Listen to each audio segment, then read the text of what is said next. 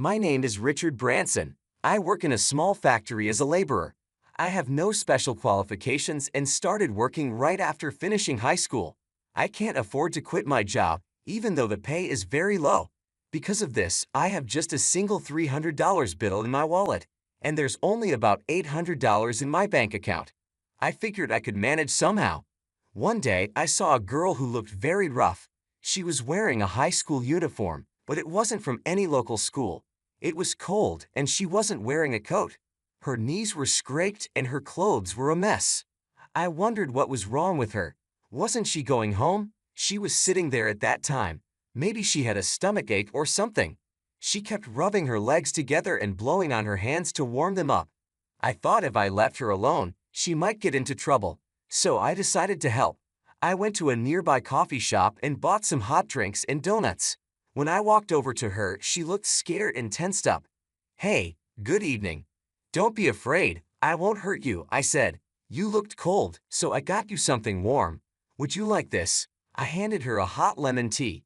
She took it and pressed it against her cheek to warm up. "Aren't you hungry?" Being hungry makes you feel even colder. "Here, would you like to eat this?" I didn't know what kind of donuts teenage girls liked, so I just picked one. She took it and said, "Thank you," in a small voice. "Aren't you going home?" I asked. She shook her head but didn't say anything. I wondered if she had run away from home, but I didn't want to get too involved. I wasn't sure what to do next, but then the wind blew her skirt, and I saw that her legs were covered in painful-looking wounds. "What happened to your legs?" I asked. She quickly pulled her skirt down to cover them, but I had already seen the injuries. "Did someone hurt you? Were you beaten?" She stiffened and didn't seem like she wanted to talk. "Okay, I'm sorry. There are things you don't want to talk about, right? That's fine. You don't have to say anything if you don't want to. But if you stay here, you might get into trouble. How about going home?" She said in a small voice. "No, I was thinking of going to my dad's place, but it's far away."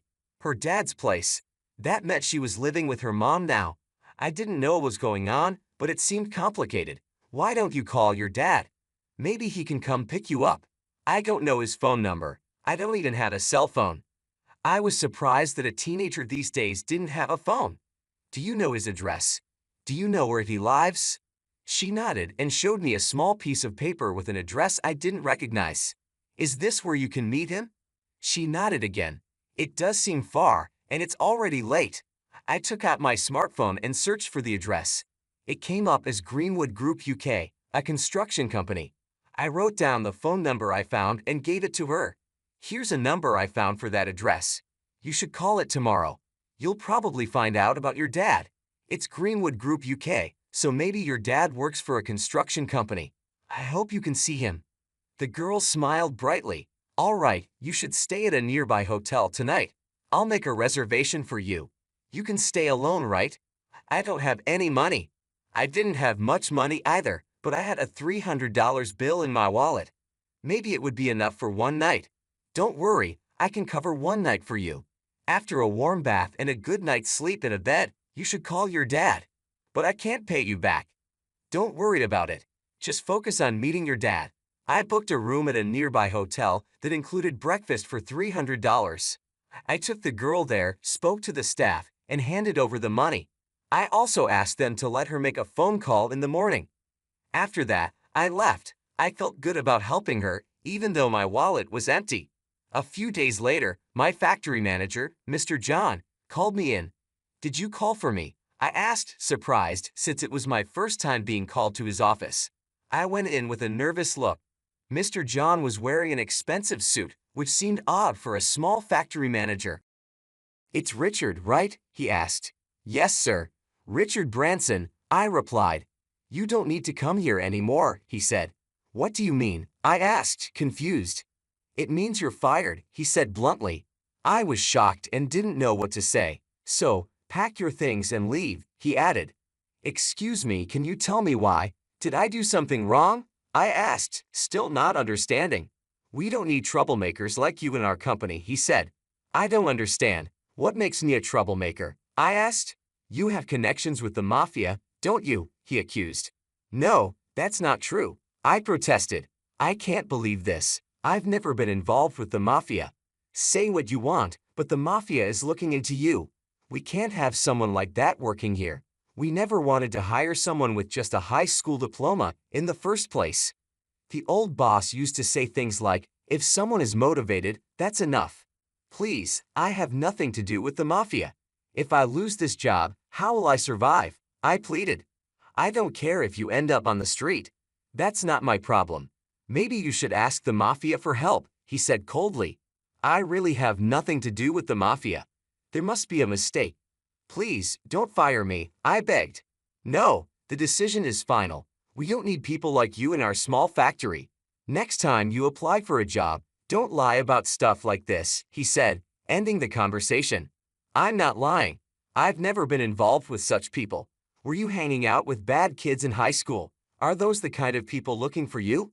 Mr. John asked. No, that's not possible. Please, Mr. John, I'm telling you the truth. Enough. Just leave. I've told the office to pay you for today. Don't ever come back to our company again. I kept saying there must be some mistake, but he wouldn't listen at all.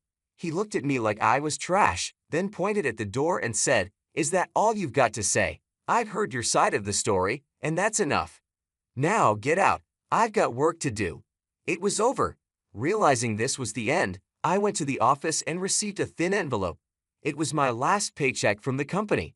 Was the 13 years I worked so hard for really worth just this thin envelope? When I said goodbye to my colleagues, they were shocked and said things like, Why so suddenly? That's ridiculous, expressing their regret over my departure.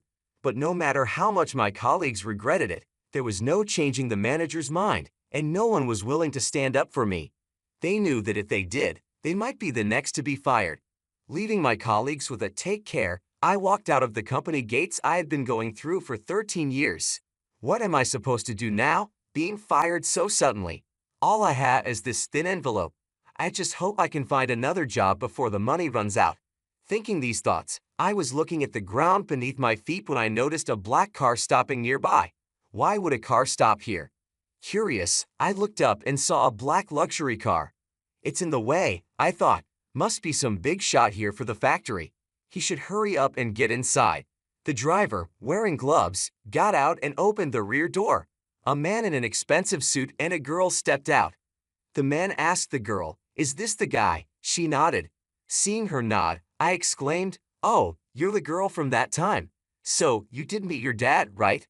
That's great. I'm really glad you were able to meet him safely, forgetting my own troubles for a moment. I talked to her, and she smiled brightly and hugged me. Thanks to you, my daughter was able to come to me safely. Thank you so much, said her dad. You're her dad. That's great. I was worried about her but didn't know how to contact you, I replied. By the way, are you leaving the company so early? Do you have somewhere to be? Oh yeah, something like that, I said with a forced laugh. I couldn't tell someone I just met, especially someone who looked like a company president, that I had just been fired. He seemed important, riding in such a fancy car and dressed so well. I felt like I shouldn't even be talking to him. If you're not in a hurry, I'd like to thank you. It's almost lunchtime. How about a meal? He asked. No, thank you. That's too much. I couldn't possibly accept your gratitude for something that was just the right thing to do, I replied. Come on, don't be like that. Of course, if you have other plans, I won't insist. But if you're free, could you join me?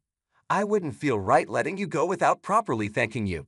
After all, you helped my daughter, and a simple thanks just doesn't seem enough, he said. I initially refused because I had nowhere to be. I had just been fired, and in my sad state, looking for another job wasn't going to go well. So I thought, if he insists, I'll accept his offer. If you insist, then I'll join you, I said, and decided to go along. I got into the car and we went to a high-end restaurant.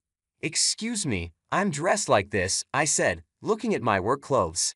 I had expected a diner at most, so I was surprised. But the man laughed and said, Don't worry about it. Clothes don't eat the meal, and pushed me forward. He must have been a regular because the hostess didn't make a fuss and even smiled at me. The atmosphere in the private room was luxurious and extraordinary. I thought to myself, wow, this place is very fancy. It feels a bit uncomfortable for someone like me with just a high school diploma. But as the drinks started flowing, things began to feel different. Seeing the girl's smile and the warm conversation between her and her father was enough to warm my heart. Not to mention, the fine drinks and luxurious food made me feel like this might be the first and last feast of my life. I was enjoying every bite of my meal. After a while, the man revealed his identity. I should have introduced myself at the beginning, but that's just how I am, he said, handing me a business card. It read, Beat of Greenwood Family UK. Oh my God, Mafia, I exclaimed. Yes, you're right, he replied calmly, but a Mafia member is also a parent. Thanks to you, I could reunite with my daughter, and I'm very grateful. Oh, it was my pleasure, I said. By the way, I've been wondering, why was she there that day? That's because her mother and I divorced years ago, he explained. She remarried soon after. Her new husband became the vice president of a small factory. But after her mother passed away, his new wife moved in. The president of the factory, who had been kind to my daughter, also passed away. After that, the vice president took over as president, and my daughter was treated poorly. Is that why her legs were bruised? I asked. Yes, he said sadly. She was hurt in places that wouldn't show, especially on her back. It was terrible. Her mother had given her an amulet before she died and told her to use it if she ever needed help. That amulet had a note with my address. Not having a phone number on it was a bit of an oversight, I commented. She was trying desperately to find me, he continued. Even though she's in high school, it was a long distance to walk. By the time you found her, her wallet was empty. If she had stayed out there, she might have frozen to death. It was a tough situation. Her mother's new husband put her through so much pain, and I swore to get revenge for what he did to her. It doesn't sound good for a Mafia member to say that, but I understand how you feel, I said. Thank you. What about you? Leaving work at this hour, something must have happened, right? He asked. It's a bit odd to tell this to someone I just met, especially a boss, but I was actually fired just now, I said. Fired? Why? He asked, surprised. I was wrongfully accused of having connections with antisocial forces. I have no idea how that happened. Just this morning, out of the blue, I was told about it and then fired. Wait a minute, he said. He called over an executive who was standing by. After a brief whispered exchange, she exclaimed, Idiots, and turned to me. I'm really sorry, that was my guy's fault, he said. What do you mean? I asked, confused. I wanted to thank you so much that I had my men check up on you. They found out where you worked but wanted to make sure you were really there. It seems like they mentioned our organization's name over the phone. That's probably what got back to your boss and led to you being fired. I'm really sorry about that. Let me fix this. I'll talk to your manager tomorrow, explain the misunderstanding, and everything should be okay. No, it's all right, I replied. It's not all right. You must be in trouble, right? He insisted. Yes, it's true that I'm in a tough spot, I admitted, but going back to work under a manager who doesn't trust me would be the same old problem. I don't want to work for someone like that. I see. So, do you have another job lined up? He asked. No. Embarrassingly, I have nothing. Honestly, if I don't find something by the end of the month, I'm in big trouble. But I still want to stand firm and find a job on my own, I explained. Good for you. In that case, how about I introduce you to a company run by a friend of mine? They're not involved with the mafia or anything. I think my friend would like you, he offered. No, that's okay, I said, even though I really wanted to accept his offer. I was tempted, but could I trust it, knowing he was involved with the mafia? Well, if you ever need help, call the number on my card. I'm always here for you, he said with a smile. About a month later, I ended up needing his help. No matter how many interviews I went to, I couldn't find a job. I was starting to think I'd have to settle for part-time work. Then one day, he called me. I'm in the mood for a drink, but I've got no one to drink with. Would you mind keeping me company? Don't worry about the money, I'm inviting you. He made it sound like I wouldn't be a burden, even though he was a mafia boss. I was surprised to see such a kind side of him and decided to accept his invitation. If it's a bar, you really don't want much, right? He asked. That's not true. I'm just picking a bar because I'm more comfortable there than in a fancy restaurant. I've never been to a fancy restaurant. It makes me feel nervous. Honestly, I replied. I feel more comfortable in a casual bar. I see. I guess I wasn't being very thoughtful, he said. No, not at all, I replied, holding up my beer mug. I'll take this, thank you, and I gulped down the beer. So, did you find a job? He asked. Actually, not yet. Being just a high school graduate, it's been really hard. I've applied to a lot of companies, but no luck, I explained. That's tough, he said. I was thinking, would you mind helping me with something for a moment? My heart skipped a beat. Being asked by the mafia to help out didn't sound good. I couldn't help but think it was something bad. But he continued talking in a way that made me feel less worried. Even though I'm with the mafia, it doesn't mean we only do bad things. I just want to get justice for the man who hurt my daughter. Justice? I asked. Yes, over the past month, I've been looking into who did those terrible things to my daughter. It turns out it was the manager of the company you worked for. He acts as the manager, but the previous manager used to wear work clothes and help out on the factory floor. This guy wears expensive suits and never shows up at the factory. He lives in a luxury neighborhood over an hour away by car. That's why he's always late. Exactly, he's the typical executive who doesn't care about the workers. My daughter was like his maid, and it seems she wasn't even fed properly. She was crying while eating just a single bagel. Really? That's terrible, I said, shocked. Yes, it's true. I can't believe he treated my daughter like that, he said angrily, finishing his beer. That's why I need your help. I want to get revenge for my daughter, but I'm not planning anything illegal. I don't want to end up in jail and miss out on time with my daughter because of a guy like him. So, we're going to do it legally. Legally? I asked, curious. Yes, that's why I set up a company. What kind of company? I asked.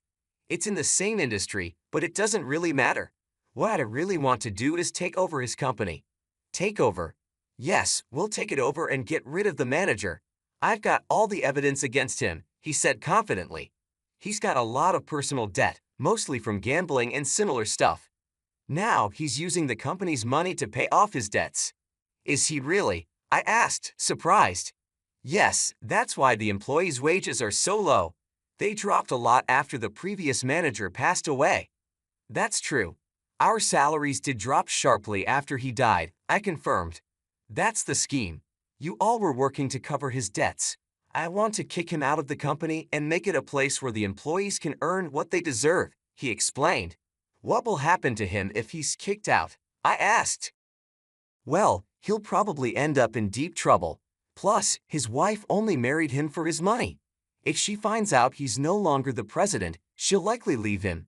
And I'll make sure no company will hire him, he said confidently. You can do that? I asked, amazed. Hey, I'm the boss of Greenwood. I can handle things like that easily, he replied. I asked for your help because you were also a victim of his actions. I thought maybe you'd want revenge too. Yes, I think all the employees would feel the same way once they know about this, I said. They probably would. If this goes well, I plan to expand that factory even more. I want to make you the manager, he said. Me? A manager? But I'm just a high school graduate. That's impossible, I said, feeling doubtful. What are you talking about? In the past, it wasn't uncommon for high school graduates to become presidents. If you lack education, you make up for it with experience and hard work. I believe you can do it, he encouraged me. If you become the manager, I can trust the factory will be in good hands. The first task will be taking over that factory. Are you in? I understand. Count me in, I agreed. Good, then tonight we'll drink to the future of the new company, he said. And that's how I found myself unexpectedly involved in the plan to take over the factory that had fired me. 2 months later, we had thoroughly investigated the factory and the manager from all angles. We decided to cause significant financial damage to the factory through our takeover plan. Long time no see, Mr. John, I said when we met again. Oh, have we met before? He asked, looking puzzled. You wouldn't remember a high school graduate employee. It's Richard Branson, I said, revealing my identity. I was fired under the false accusation of having connections with the mafia. No, that was just Greenwood calling to check if you were an employee. You used that as a reason to fire me, a high school graduate, I said. Well, that's not exactly how it was, he stammered. It's okay. Thanks to that, I found a good job at my current company. I have no hard feelings. In fact, I've come to you with a good offer, I continued. A good offer?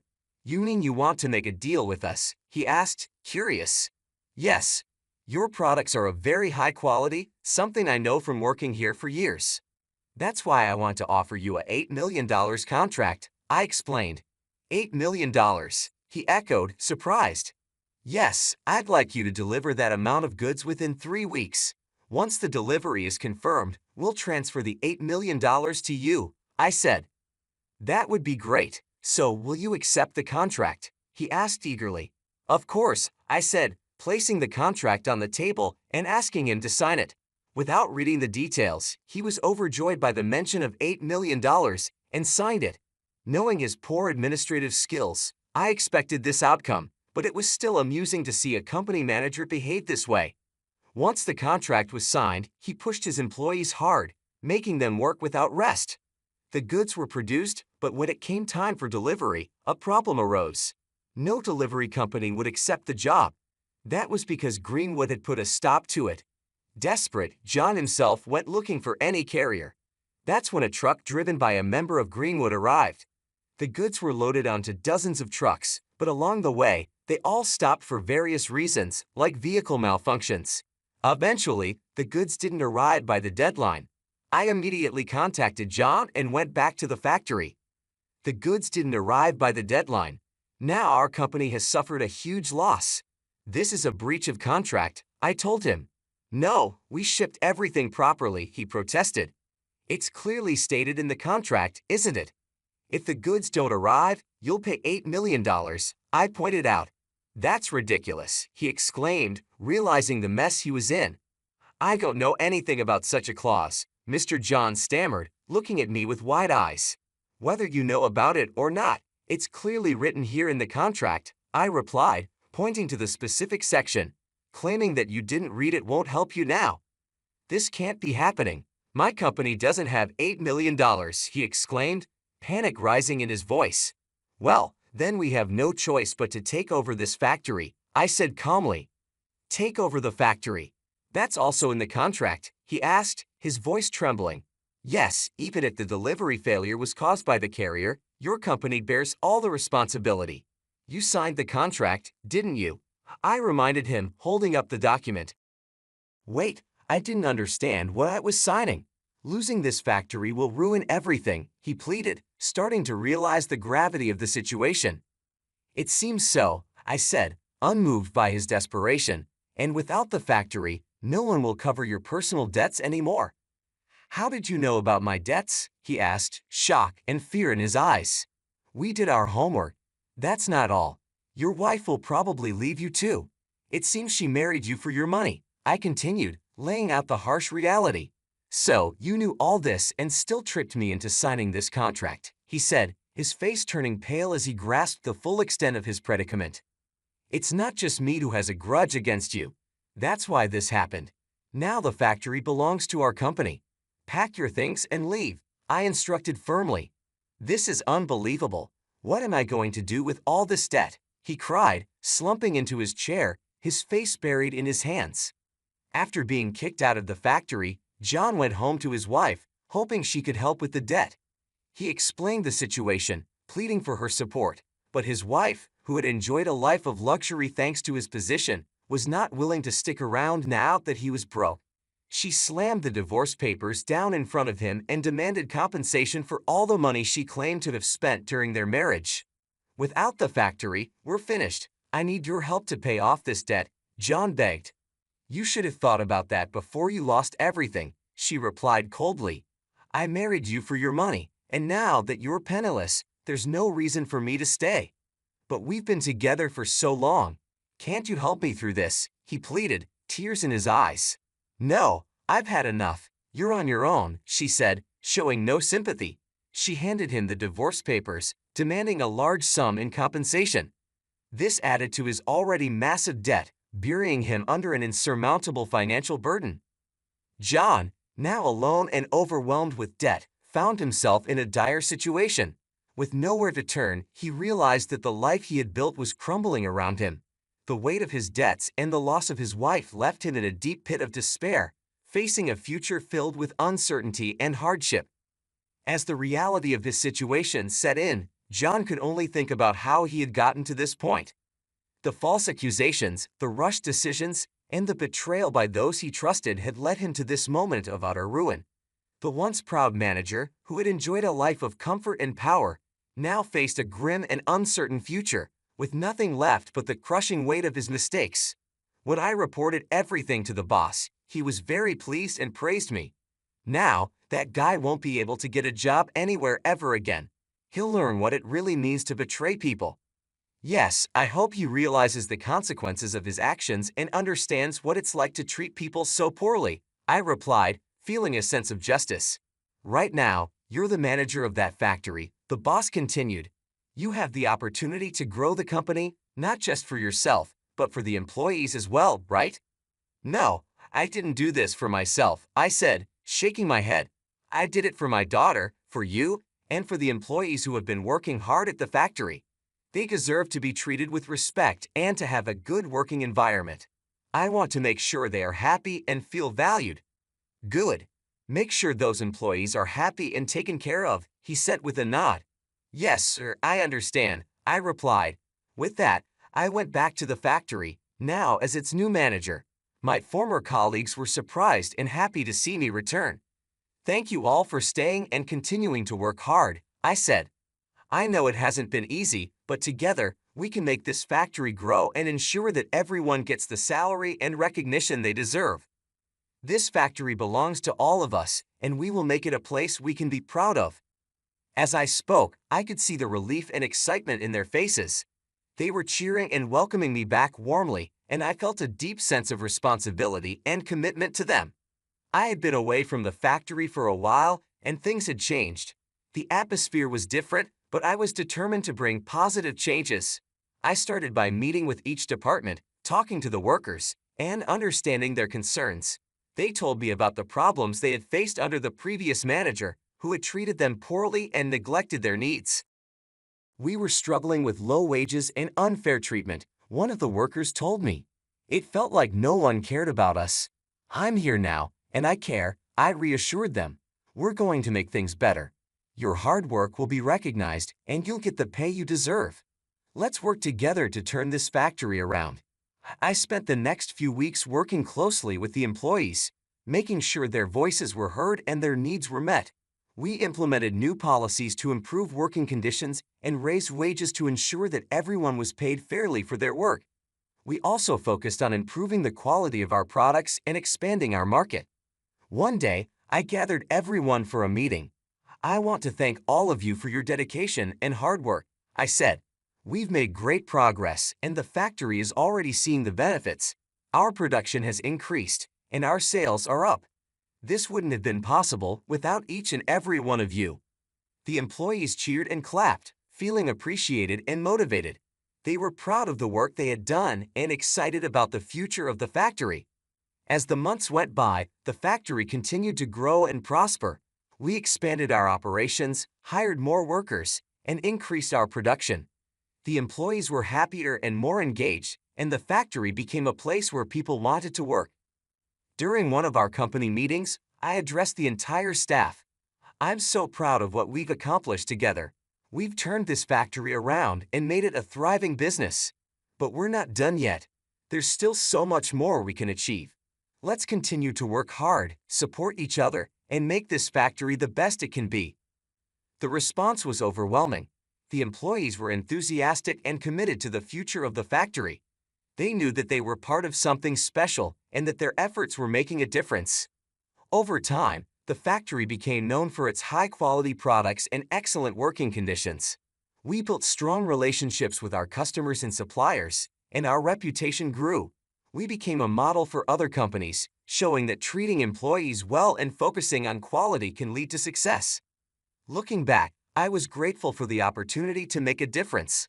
I had come to the factory under difficult circumstances, but with hard work and determination, we had created something amazing. The factory was no longer just a place of work. It was a community, a family, and a source of pride for everyone involved. And through it all, I never forgot why I had taken on this challenge. It was for my daughter, for the employees, and for the future of the factory. Together, we had turned a struggling business into a thriving success, and I couldn't have been prouder of what we had achieved.